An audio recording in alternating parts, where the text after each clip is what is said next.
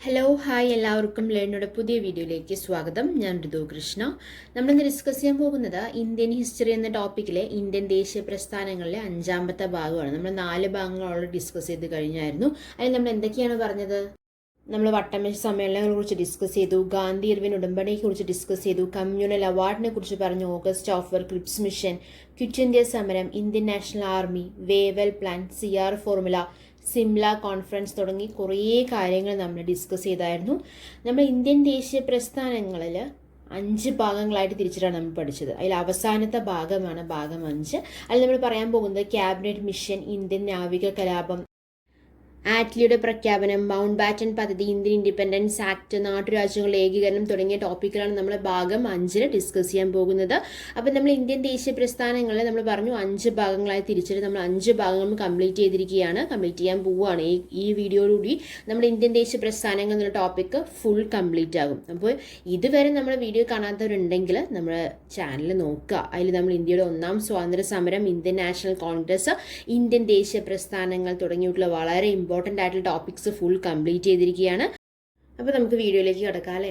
നമ്മുടെ ഈ വീഡിയോ കുറേ പേര് കേട്ട് പഠിക്കുന്നവരുണ്ടെന്ന് പറഞ്ഞു. അതുകൊണ്ടാണ് ഞാൻ റിപ്പീറ്റായിട്ട് കാര്യങ്ങൾ പറയുന്നത്.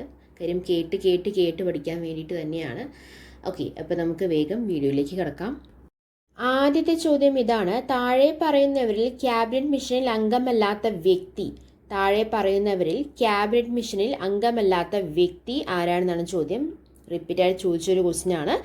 ഓപ്ഷൻസ് നോക്കാം നമുക്ക്. Option A Pethick Lawrence, option B Stafford Cripps, option C Mountbatten, option D AV Alexander. Cabinet മിഷനിൽ അംഗമല്ലാത്ത വ്യക്തി ആരാണ്? The right answer is option C Mountbatten. Cabinet മിഷനിൽ അംഗമല്ലാത്ത വ്യക്തി ആരാണ്? മൗണ്ട് ബാറ്റൻ ആണ്. ശ്രദ്ധിക്കുക, ക്യാബിനറ്റ് മിഷനിൽ അംഗമല്ലാത്ത വ്യക്തിയാണ് ചോദിച്ചിരിക്കുന്നത് കേട്ടോ. ക്യാബിനറ്റ് മിഷനിലെ അംഗങ്ങൾ ആരൊക്കെയാണ്? Pethick Lawrence, Stafford Cripps, AV Alexander എല്ലാം ക്യാബിനറ്റ് മിഷനിലെ അംഗങ്ങളാണ്. അംഗമല്ലാത്ത വ്യക്തി, അങ്ങനെയാണ് ഇപ്പോൾ PSC ചോദിക്കുന്നത് അല്ലേ. അല്ലാത്ത കാര്യങ്ങളാണ് നമ്മൾ ചോദിക്കുന്നത്. അതിൽ ഇല്ലാത്ത ആൾക്കാർ ആരൊക്കെയാണ്? നോട്ട് അങ്ങനെയായിരിക്കും എല്ലാ ക്വസ്റ്റ്യൻസും വരുന്നത്. അപ്പോൾ ശ്രദ്ധിക്കുക, അംഗമല്ലാത്ത വ്യക്തി ആരാണെന്നാണ് നമ്മൾ പറഞ്ഞത്? മൗണ്ട് ബാറ്റൻ ആണ്. എന്താണ് ക്യാബിനറ്റ് മിഷൻ, അല്ലെങ്കിൽ എന്തിനാണ് ക്യാബിനറ്റ് മിഷൻ? ഇന്ത്യയിലെ അധികാരമാറ്റത്തെക്കുറിച്ച് ചർച്ച ചെയ്യാനായി രൂപീകരിച്ച ഒരു പദ്ധതിയാണ് ഇത് ക്യാബിനറ്റ് മിഷൻ എന്ന് പറയുന്നത്. ക്യാബിനറ്റ് മിഷൻ 1946 ഇന്ത്യയിലേക്ക് അയച്ചത്. അത് ഇന്ത്യയിലേക്ക് അയച്ച ബ്രിട്ടീഷ് പ്രധാനമന്ത്രി ആരാണ്? ക്ലെമന്റ് ആറ്റ്ലി ആണ്. ആരാണ് ക്ലെമന്റ് ആറ്റ്ലി? 2ാം ലോക മഹായുദ്ധത്തിലെ അവസാനത്തോടെ ബ്രിട്ടീഷ് പ്രധാനമന്ത്രി അധികാരമേറ്റ വ്യക്തിയാണ് ക്ലെമന്റ് ആറ്റ്ലി എന്ന് പറയുന്നത്. 2ാം ലോക മഹായുദ്ധത്തിന്റെ അവസാനത്തോടെ ബ്രിട്ടീഷ് പ്രധാനമന്ത്രിയായി അധികാരമേറ്റ വ്യക്തിയാണ് ആര്? Clement Attlee. ക്യാബിനറ്റ് മിഷന്റെ പ്രധാന ദൗത്യം എന്താണ്?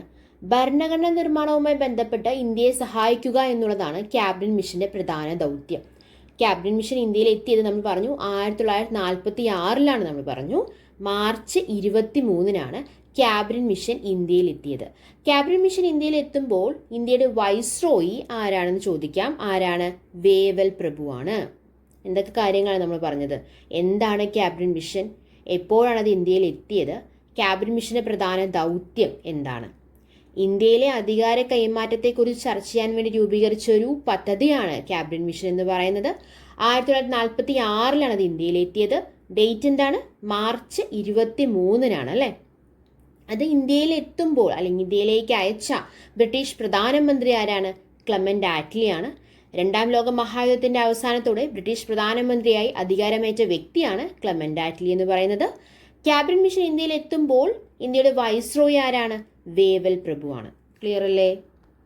ക്യാബിനറ്റ് മിഷന്റെ നിർദ്ദേശപ്രകാരം ഭരണഘടനാ നിർമ്മാണ സഭ രൂപീകൃതമായ വർഷം ഏതാണ്? 1946 ഡിസംബർ 6 ക്യാബിനറ്റ് മിഷന്റെ നിർദ്ദേശപ്രകാരം ഭരണഘടനാ നിർമ്മാണ സഭ രൂപീകൃതമായത്. ക്യാബിനറ്റ് മിഷൻ റിപ്പോർട്ട് സമർപ്പിച്ചത് എന്നാണ്? 1946. അപ്പോൾ ഈ 1946 1946 ക്യാബിനറ്റ് മിഷനായിട്ട് വളരെ റിലേറ്റ് ചെയ്തിട്ടുള്ളൊരു നമ്പറാണ് അല്ലേ. 1946 ഡിസംബർ 6 എന്ത്? ഭരണഘടനാ നിർമ്മാണ സഭ രൂപീകൃതമായത്. ഇന്ത്യയിൽ എത്തിയത് എന്താണ്? മാർച്ച് 23 1946 നമ്മൾ പറഞ്ഞു. 1946 മെയ് 16 ക്യാബിനറ്റ് മിഷൻ റിപ്പോർട്ട് സമർപ്പിച്ചത്. ഡിസംബർ 6 എന്താണ് സംഭവിച്ചത്? ഭരണഘടനാ നിർമ്മാണ സഭ രൂപീകൃതമായി. ക്യാബിനറ്റ് മിഷൻ നിർദ്ദേശപ്രകാരം അല്ലെ. ക്യാബിനറ്റ് മിഷൻ റിപ്പോർട്ട് സമർപ്പിച്ചതെന്നാണ് 1946 മെയ് 16 രണ്ടാമത്തെ ചോദ്യത്തിലേക്ക് കടക്കാം. രണ്ടാമത്തെ ചോദ്യം, ബോംബെയിൽ റോയൽ ഇന്ത്യൻ നേവി ബ്രിട്ടീഷുകാർക്കെതിരെ കലാപം നടത്തിയത്. ബോംബെയിൽ റോയൽ ഇന്ത്യൻ നേവി ബ്രിട്ടീഷുകാർക്കെതിരെ കലാപം നടത്തിയത് എന്നാണെന്നാണ് ചോദ്യം. ഓപ്ഷൻസ് നോക്കാം നമുക്ക്. Option A 1946 February 18, option B 1948 January 18, option C 1956 March 24, option D 1936 March 24. ഏതാണ്, എന്നാണ് ബോംബെയിൽ റോയൽ ഇന്ത്യൻ നേവി ബ്രിട്ടീഷുകാർക്കെതിരെ കലാപം നടത്തിയത്? The right answer is option A 1946 February 18. Indian നാവിക കലാപത്തിനെ കുറിച്ച് പറയുകയാണെങ്കിൽ ഇന്ത്യൻ നാവിക കലാപത്തിന്റെ മറ്റൊരു പേരാണ് ബോംബെ കലാപം. അപ്പോൾ ബോംബെയിൽ റോയൽ ഇന്ത്യൻ നേവി ബ്രിട്ടീഷുകാർക്കെതിരെ കലാപം നടത്തിയ വർഷം എന്നാണെന്നാണ് നമ്മൾ പറഞ്ഞത്? 1946 ഫെബ്രുവരി 18 ബോംബെയിൽ റോയൽ ഇന്ത്യൻ നേവി ബ്രിട്ടീഷുകാർക്കെതിരെ കലാപം നടത്തിയത്. ഇന്ത്യൻ നാവിക കലാപത്തിന്റെ മറ്റൊരു പേര് എന്താണ്? ബോംബെ കലാപം എന്നാണ്. ഇന്ത്യൻ നാവിക കലാപത്തിന്റെ മറ്റൊരു പേരെന്താണ്? ബോംബെ കലാപം എന്നാണ്. എന്തായിരുന്നു ഇന്ത്യൻ നാവിക കലാപത്തിന്റെ കാരണം എന്തായിരുന്നു? ഇന്ത്യൻ പട്ടാളക്കാർക്ക് നേരിടേണ്ടി വന്ന വംശീയ വിവേചനമാണ് കലാപത്തിന് കാരണം. നാവിക കലാപത്തോടനുബന്ധിച്ച് രൂപീകരിച്ചൊരു സംഘടനയുണ്ട്. ആ സംഘടനയുടെ പേരെന്താണ്? Naval central strike committee. നാവിക കലാപത്തോടനുബന്ധിച്ച് രൂപീകരിച്ച സംഘടന ഏതാണ്? Naval central strike committee. നാവിക കലാപത്തിന്റെ മറ്റൊരു പേരെന്താണ്? ബോംബെ കലാപം എന്നാണ് അല്ലെ. നാവിക കലാപത്തോടനുബന്ധിച്ച് രൂപീകരിച്ച സംഘടന ഏതാണ്? Naval central strike committee. കലാപം പടർന്നു പിടിച്ച സ്ഥലങ്ങൾ ഏതൊക്കെയാണ്? കറാച്ചി, പൂനെ, കൊൽക്കത്ത, മദ്രാസ് എന്നീ സ്ഥലങ്ങളിലാണ് കലാപം പടർന്നു പിടിച്ചത്. ബ്രിട്ടീഷുകാർ കലാപം അടിച്ചമർത്തിയ വർഷം ഏതാണ്? 1946 ഫെബ്രുവരി 23 ബ്രിട്ടീഷുകാർ കലാപം അടിച്ചമർത്തി. മൂന്നാമത്തെ ചോദ്യം, അഭിനവ് ഭാരത് സൊസൈറ്റിയുടെ സ്ഥാപകൻ. അഭിനവ് ഭാരത് സൊസൈറ്റിയുടെ സ്ഥാപകൻ. ഓപ്ഷൻസ് നോക്കാം നമുക്ക്. Option A KM Munshi, option B VD Savarkar, option C Aurobindo Ghosh, option D Rajkumar Gupta. Abhinav Bharat സൊസൈറ്റിയുടെ സ്ഥാപകൻ ആരാണ്? The right answer is option B VD Savarkar. 1904 VD സവർക്കറും ഗണേഷ് സവർക്കറും ചേർന്ന് രൂപവൽക്കരിച്ച രഹസ്യ സംഘടനയാണ് അഭിനവ് ഭാരത് സൊസൈറ്റി. എന്താണ് അഭിനവ് ഭാരത് സൊസൈറ്റി? 1904 1904 VD സവർക്കറും ഗണേഷ് സവർക്കറും ചേർന്ന് രൂപവൽക്കരിച്ച രഹസ്യ സംഘടനയാണ് ഏത്? അഭിനവ് ഭാരത് സൊസൈറ്റി. എന്നാണ് രൂപവൽക്കരിച്ചത്? 1904. ആരൊക്കെ ചേർന്നാണ് രൂപവൽക്കരിച്ചത്? VD സവർക്കറും ഗണേഷ് സവർക്കറും ചേർന്നാണ് രൂപവൽക്കരിച്ച രഹസ്യ സംഘടനയാണ് അഭിനവ് ഭാരത് അല്ലെ. നാലാമത്തെ ചോദ്യം, സാരേ ജഹാം സെ അച്ച എന്ന് തുടങ്ങുന്ന ദേശഭക്തി ഗാനം ഏത് ഭാഷയിലാണ് രചിച്ചിരിക്കുന്നത്? ഏത് ഭാഷയിലാണ് രചിച്ചിരിക്കുന്നത്? ഓപ്ഷൻസ് നോക്കാം നമുക്ക്. Option A Urdu, option B Hindi, option C Arabic, option D Kannada. Saare Jahan Se Achha എന്ന് തുടങ്ങുന്ന ദേശഭക്തി ഗാനം ഏത് ഭാഷയിലാണ് രചിച്ചിരിക്കുന്നത്? The right answer is option A Urdu. Saare Jahan Se Achha എന്ന് തുടങ്ങുന്ന ദേശഭക്തി ഗാനം ഏത് ഭാഷയിലാണ് രചിച്ചിരിക്കുന്നത്? ഉറുദു. ഈ ചോദ്യം വളരെ ഇമ്പോർട്ടൻ്റ് ആയിട്ടുള്ളൊരു ചോദ്യമാണ്. അതുപോലെ തന്നെ ചോദിച്ചൊരു ക്വസ്റ്റ്യൻ ആണ്, വരാനിരിക്കുന്ന തലമുറകളെ കുറിച്ചുള്ള ഉദാത്ത മാതൃക എന്ന് ഗാന്ധിജിയെ വിശേഷിപ്പിച്ചത് ആരാണെന്ന് ചോദിച്ചിട്ടുണ്ട്. വരാനിരിക്കുന്ന തലമുറകൾക്കുള്ള ഉദാത്ത മാതൃക എന്ന് ഗാന്ധിജിയെ വിശേഷിപ്പിച്ചത് ആരാണ് എന്നൊരു ചോദ്യം ചോദിച്ചിട്ടുണ്ട്. LDCയിൽ ചോദിച്ച ക്വസ്റ്റ്യൻ തന്നെയാണ്. LDCയിൽ പ്രീവിയസ് ഇയർ ക്വസ്റ്റ്യൻ തന്നെയാണ്. വരാനിരിക്കുന്ന തലമുറകൾക്കുള്ള ഉദാത്ത മാതൃക എന്ന് ഗാന്ധിജിയെ വിശേഷിപ്പിച്ചത് മറ്റാരും തന്നെയല്ല, ആൽബർട്ട് ഐൻസ്റ്റീൻ ആണ്. ആൽബർട്ട് ഐൻസ്റ്റീൻ ആണ് വരാനിരിക്കുന്ന തലമുറകൾക്കുള്ള ഉദാത്ത മാതൃക എന്ന് ഗാന്ധിജിയെ വിശേഷിപ്പിച്ചത്. കേട്ട് പഠിക്കുക, നോക്കി പഠിക്കുക, വായിച്ച് പഠിക്കുക, എന്നാൽ മാത്രമാണ് നമ്മുടെ തലയിൽ ഫീഡാവത്തുള്ളൂ. എന്താണ് പറഞ്ഞത്? വരാനിരിക്കുന്ന തലമുറക്കുള്ള ഉദാത്ത മാതൃക എന്ന് ഗാന്ധിജിയെ വിശേഷിപ്പിച്ചത് ആൽബർട്ട് ഐൻസ്റ്റീൻ ആണ്.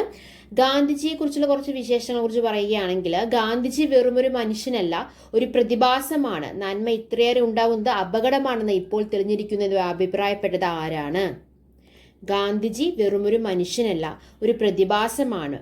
നന്മ ഇത്രയേറെ ഉണ്ടാകുന്നത് അപകടമാണെന്ന് ഇപ്പോൾ തെളിഞ്ഞിരിക്കുന്നു എന്ന് അഭിപ്രായപ്പെട്ടത് ആരാണ്? ജോർജ് ബെർണാഡ് ഷായാണ്. ആൽബർട്ട് ഐൻസ്റ്റീൻ ഗാന്ധിജിയെക്കുറിച്ച് എന്താണ് പറഞ്ഞത്? വരാനിരിക്കുന്ന തലമുറകൾക്കുള്ള ഉദാത്ത മാതൃക എന്ന് ഗാന്ധിജിയെ വിശേഷിപ്പിച്ചത് ആരാണ്? ആൽബർട്ട് ഐൻസ്റ്റീൻ ആണ് അല്ലേ. അഞ്ചാമത്തെ ചോദ്യം, പാകിസ്ഥാനെ സ്വതന്ത്ര രാഷ്ട്രമായി പ്രഖ്യാപിച്ചത്. പാകിസ്ഥാനെ സ്വതന്ത്ര രാഷ്ട്രമായി പ്രഖ്യാപിച്ചത്. ഓപ്ഷൻസ് നോക്കാം നമുക്ക്. Option A 1947 August 14. Option B 1947 August 15. Option C 1947 January 15. Option D 1947 ജനുവരി 26.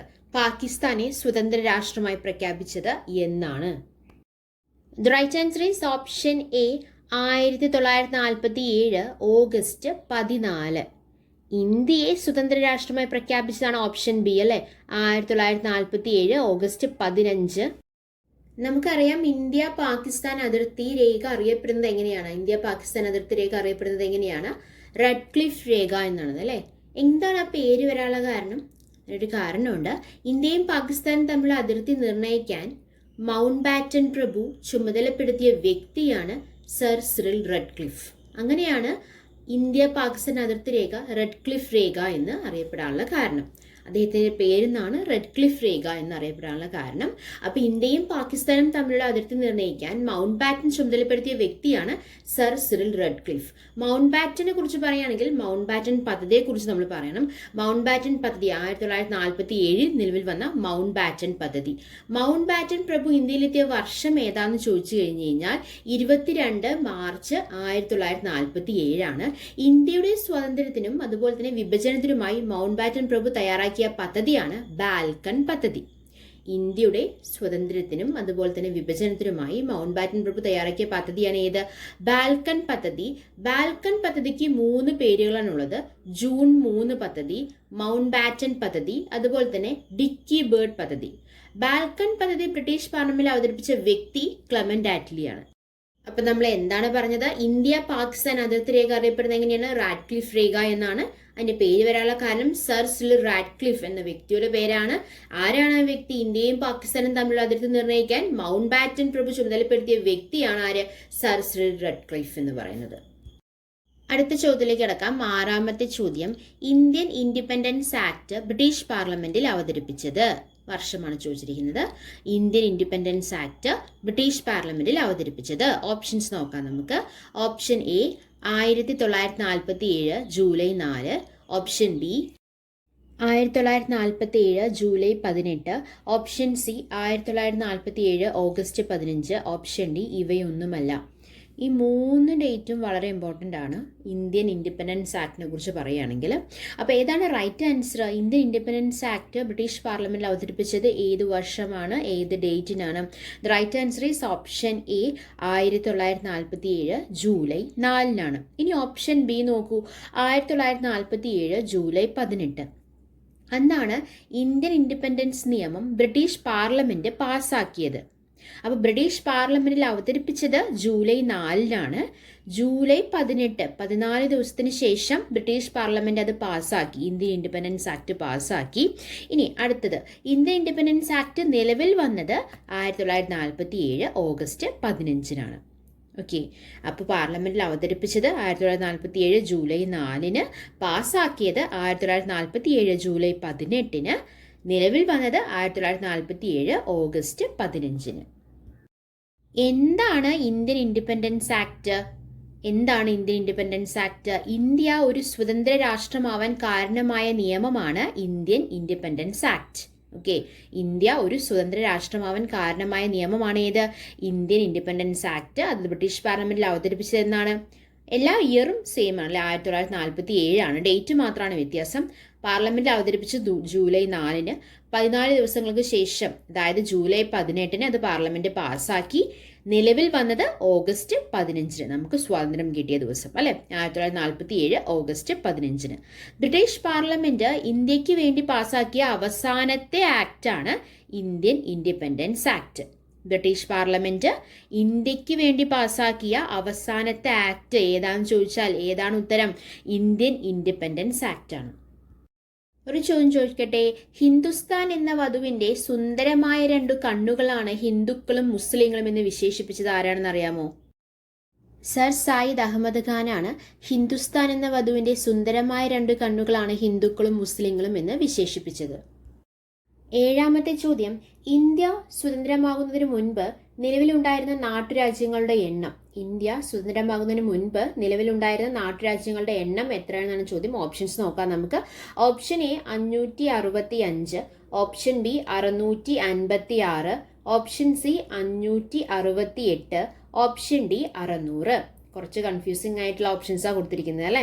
565 എന്ന് കൊടുത്തിട്ടുണ്ട്, 656 എന്ന് കൊടുത്തിട്ടുണ്ട്, 568 എന്ന് കൊടുത്തിട്ടുണ്ട്, 600 എന്ന് കൊടുത്തിട്ടുണ്ട്. അപ്പോൾ ഇന്ത്യ സ്വതന്ത്രമാകുന്നതിന് മുൻപ് നിലവിലുണ്ടായിരുന്ന നാട്ടുരാജ്യങ്ങളുടെ എണ്ണം എത്രയാണ്?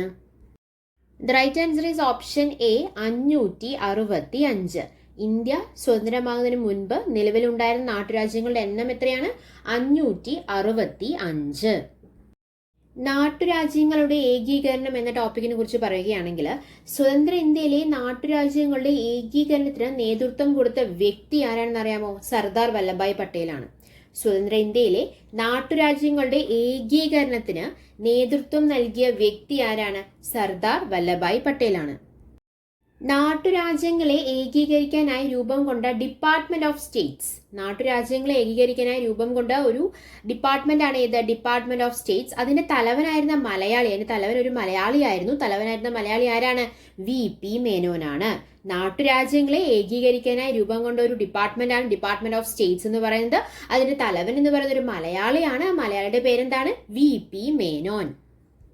എന്നാൽ ഇന്ത്യൻ യൂണിയനിൽ ചേരാൻ ചില നാട്ടുരാജ്യങ്ങൾ വിസമ്മതിച്ചിരുന്നു. ഏതൊക്കെ നാട്ടുരാജ്യങ്ങളാണ് ഇന്ത്യൻ യൂണിയൻ ചേരാൻ വിസമ്മതിച്ചിരുന്ന നാട്ടുരാജ്യങ്ങൾ ഏതൊക്കെയാണ്? ഹൈദരാബാദ്, കാശ്മീർ, ജുനഗഡ് തുടങ്ങിയ നാട്ടുരാജ്യങ്ങളാണ് ഇന്ത്യൻ യൂണിയനിൽ ചേരാൻ വിസമ്മതിച്ച നാട്ടുരാജ്യങ്ങൾ. കാശ്മീർ ഇന്ത്യയിലേക്ക് ചേർക്കാനുള്ള ഉടമ്പടിയിൽ ഒപ്പുവെച്ചത് ആരാണെന്ന് അറിയാമോ? രാജാ ഹരിസിംഗ് ആണ്. എന്നാണ് ഒപ്പുവെച്ചത്? 26 ഒക്ടോബർ 1947 കാശ്മീർ ഇന്ത്യയിലേക്ക് ചേർക്കാനുള്ള ഉടമ്പടിയിൽ രാജാ ഹരിസിംഗ് ഒപ്പുവെച്ചത്. 1948 നടന്ന ഓപ്പറേഷൻ പോളോയിലൂടെ ഇന്ത്യൻ യൂണിയനിലേക്ക് ലയിപ്പിച്ച നാട്ടുരാജ്യം ഏതാണെന്ന് ചോദിച്ചിട്ടുണ്ട്. 1948 നടന്ന ഓപ്പറേഷൻ പോളോയിലൂടെ ഇന്ത്യൻ യൂണിയനിലേക്ക് ലയിപ്പിച്ച നാട്ടുരാജ്യമാണ് ഹൈദരാബാദ്. നമ്മൾ ഹൈദരാബാദിനെ കുറിച്ച് കുറച്ചു മുന്നേ പറഞ്ഞു. ഇന്ത്യൻ യൂണിയനിൽ ചേരാൻ വിസമ്മതിച്ച ഒരു നാട്ടുരാജ്യമാണ് ഹൈദരാബാദ് എന്ന് നമ്മൾ പറഞ്ഞു. അപ്പൊ 1948 നടന്ന ഓപ്പറേഷൻ പോളോയിലൂടെ ഇന്ത്യൻ യൂണിയനിലേക്ക് ലയിപ്പിച്ച നാട്ടുരാജ്യം ഏതാണ്? ഹൈദരാബാദാണ്. സ്വാതന്ത്ര്യം കിട്ടിയതിന് ശേഷമുള്ള ഇന്ത്യയുടെ പ്രധാന പ്രതിസന്ധി വർഗീയ ലഹളയായിരുന്നു. അതിനെക്കുറിച്ച് സർദാർ വല്ലഭായ് പട്ടേൽ ഒരു കാര്യം പറഞ്ഞിട്ടുണ്ടായിരുന്നു. എന്താണ് പറഞ്ഞത്? കഷ്ടപ്പെട്ട് നാം നേടിയ സ്വാതന്ത്ര്യം നാട്ടുരാജ്യങ്ങളാകുന്ന വാതായനങ്ങളിലൂടെ നമുക്ക് നഷ്ടമാവാൻ പാടില്ല എന്ന് പറഞ്ഞ ആളാണ് ആര്? സർദാർ വല്ലഭായ് പട്ടേൽ. കുറച്ച് കാര്യങ്ങൾ നമ്മൾ അറിഞ്ഞു വെക്കണം. ഇന്ത്യ സ്വതന്ത്രമാകുമ്പോൾ ബ്രിട്ടീഷ് രാജാവ് ആരാണ്? ജോർജ് ആറാമനാണ്. ഇന്ത്യ സ്വതന്ത്രമാകുമ്പോൾ ബ്രിട്ടീഷ് രാജാവ് ആരാണ്? ജോർജ് ആറാമനാണ്. ബ്രിട്ടീഷ് പ്രധാനമന്ത്രി ക്ലെമന്റ് ആറ്റ്ലിയാണ്. ചോദിച്ച ചോദ്യമാണ് കേട്ടോ. ഇന്ത്യ സ്വതന്ത്രമാകുമ്പോൾ ബ്രിട്ടീഷ് പ്രധാനമന്ത്രി ആരാന്ന് ചോദിച്ചിട്ടുണ്ട്. ആരാണ്? ക്ലെമന്റ് ആറ്റ്ലിയാണ്. കോൺഗ്രസ് പ്രസിഡന്റ് ആരാണ്? JB കൃപലാനിയാണ്. വൈസ്രോയ് ആരാണ്? മൗണ്ട് ബാറ്റൻ ആണ്. നമ്മൾ പഠിച്ച കാര്യമാണ് അല്ലെ. ഇന്ത്യ സ്വതന്ത്രമാകുമ്പോൾ വൈസ്രോയ് ആരാണ്? മൗണ്ട് ബാറ്റൻ ആണ്. KPCC അധ്യക്ഷൻ ആരാണ്? കേളപ്പനാണ്. അപ്പോൾ ഇന്ത്യ സ്വതന്ത്രമാകുമ്പോൾ ബ്രിട്ടീഷ് രാജാവ് ആരാണ്? ജോർജ് ആറാമനാണ്. ബ്രിട്ടീഷ് പ്രധാനമന്ത്രി ആരാണ്? ക്ലെമന്റ് ആറ്റ്ലിയാണ്. കോൺഗ്രസ് പ്രസിഡന്റ് ആരാണ്? JB കൃപലാനിയാണ്. വൈസ്രോയ് ആരാണ്? മൗണ്ട് ബാറ്റൻ ആണ്. KPCC അധ്യക്ഷൻ ആരാണ്? കേളപ്പനാണ്. ക്ലിയർ അല്ലേ? അടുത്ത ചോദ്യം, 8ാമത്തെ ചോദ്യം. ഗാന്ധിജിയെ തന്റെ ഒറ്റയാൾ പട്ടാളം എന്ന് വിശേഷിപ്പിച്ചത് ആരാണ്? ഓപ്ഷൻസ് നോക്കാം. Option A Mountbatten, option B Clement Attlee, option C VD Savarkar, option D Jawaharlal Nehru. ഗാന്ധിജിയെ തന്റെ ഒറ്റയാൾ പട്ടാളം എന്ന് വിശേഷിപ്പിച്ചത് ആരാണ്? The right answer is option A Mountbatten. ഗാന്ധിജിയെ തന്റെ ഒറ്റയാൾ പട്ടാളം എന്ന് വിശേഷിപ്പിച്ചത് ആരാണ്? മൗണ്ട് ബാറ്റൻ ആണ്. അടുത്ത ചോദ്യം, 9ാമത്തെ ചോദ്യം. 1947 ഓഗസ്റ്റ് 15 കോൺസ്റ്റിറ്റ്യൂന്റ് അസംബ്ലിയിൽ വന്ദേ മാതരം ആലപിച്ച വനിത ആരാണ്? ഓപ്ഷൻസ് നോക്കാം നമുക്ക്. Option A JB Kripalani, option B Sucheta Kripalani, option C VD Savarkar, option D Janaki Ramachandran. ആരാണ്? The right answer is option B Sucheta Kripalani. അവസാനത്തെ ചോദ്യം 10ാമത്തെ ചോദ്യം പാകിസ്ഥാന്റെ ആദ്യത്തെ പ്രധാനമന്ത്രി ആരാണ്? ഓപ്ഷൻസ് നോക്കാം. Option A Liaquat Ali Khan, option B Muhammad Ali Jinnah, option C Muhammad Iqbal, option D Iskander Mirza. പാകിസ്ഥാന്റെ ആദ്യത്തെ പ്രധാനമന്ത്രി ആരാണ്? The right answer is option A Liaquat Ali Khan. പാകിസ്ഥാന്റെ ആദ്യത്തെ പ്രധാനമന്ത്രി ആരാണ്? ലിയാഖത്ത് അലി ഖാൻ. ഓക്കെ, അപ്പൊ നമ്മൾ ഇന്ത്യൻ ഹിസ്റ്ററി എന്ന ടോപ്പിക്കിലെ ഇന്ത്യൻ ദേശീയ പ്രസ്ഥാനങ്ങളിലെ ഭാഗം 5 അവസാനത്തെ ഭാഗമാണ് നമ്മൾ ഡിസ്കസ് ചെയ്തത്. അങ്ങനെ നമ്മുടെ ഇന്ത്യൻ ദേശീയ പ്രസ്ഥാനങ്ങൾ എന്നുള്ള ടോപ്പിക് കംപ്ലീറ്റ് ആയി നമ്മൾ കവർ ചെയ്തിരിക്കുകയാണ്. എടുത്ത കാര്യങ്ങളെല്ലാം നിങ്ങൾക്ക് വളരെ വ്യക്തമായി മനസ്സിലായെന്ന് പ്രതീക്ഷിക്കുന്നു. മനസ്സിലായിട്ടുണ്ടെങ്കിൽ നമ്മൾ എന്നുള്ള ചാനൽ സബ്സ്ക്രൈബ് ചെയ്യുക, സപ്പോർട്ട് ചെയ്യുക. Thanks for your time. By.